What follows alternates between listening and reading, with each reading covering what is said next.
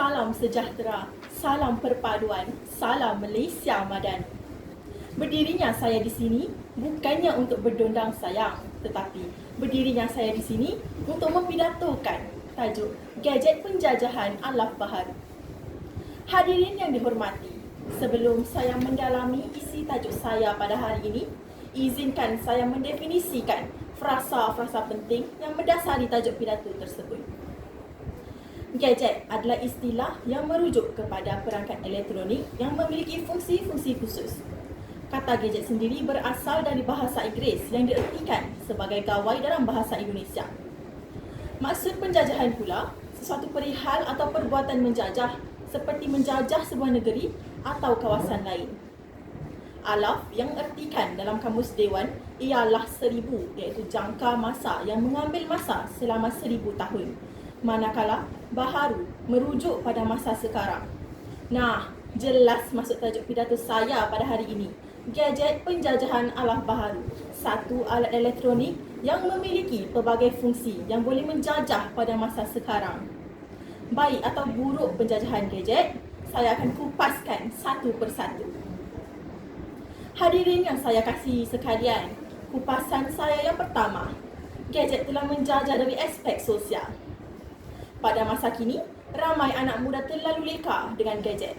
Ini kerana sewaktu pandemik yang lalu, gadget ini digunakan oleh semua orang. Gadget ini boleh dikatakan antara model penjajahan yang baru. Tanpa disedari, kesan leka dengan gadget ini berkemungkinan akan memberikan impak yang besar kepada kita kerana jika kita menggunakan gadget dalam kadar yang lama akan menyebabkan mereka tidak meluangkan masa bersama keluarga dan rakan-rakan. Jika kita tidak menangani keadaan ini, negara kita akan mudah terpengaruh dan mungkin dijajah sekali lagi kerana kelalaian anak-anak muda yang tidak memberikan tumpuan kepada kehidupan yang nyata ini. Kita hendaklah menyedarkan anak-anak muda ini akan perjuangan mempertahankan tanah air kita dari dijajah. Mantan Perdana Menteri kita, Datuk Seri Ismail Sabri Yaakob pernah mengatakan, bentuk penjajahan di era modernisasi tidak lagi sama seperti era kolonial dan ia adalah satu ancaman berbahaya serta cara paling mudah menjajah minda dan jati diri bangsa sekaligus mampu menghancurkan sesebuah negara. Kupasan saya yang kedua, gadget menjajah dari aspek ekonomi. Ketidaksamaan dan ketidakadilan ekonomi semakin menjadi-jadi. Hasil ekonomi global yang dibina berabad atas kehendak kapitalis yang juga mempunyai kaitan dengan penjajahan pada masa lalu. Justru satu institusi berstrategi yang dapat mengurangkan jurang kekayaan amat wajar diterapkan sebagai benteng kepada penjajahan alaf baru, iaitu kuasa ekonomi. Membeli belah dalam talian atau pembelian dalam talian ialah proses yang pengguna lakukan untuk membeli produk atau perkhidmatan dalam internet. Kedai dalam talian, e-kedai, kedai internet, kedai sesawang atau kedai maya, kesemuanya adalah padanan dalam talian kepada peruncit bata dan lepa dan pusat membeli belah. Tidak dapat dinafikan, membeli belah secara talian dapat menjimatkan masa kerana anda tidak perlu beratur di kaunter tunai untuk membayar produk yang ingin dibeli. Mereka boleh membeli belah dari rumah atau tempat kerja tanpa perlu meluangkan masa untuk pergi ke pusat membeli belah. Yang anda perlukan hanyalah akses internet dan masukkan kata kunci dan menggunakan enjin carian dan klik item yang anda perlukan dan selesai. Sangat mudah dan menjimatkan masa, bukan?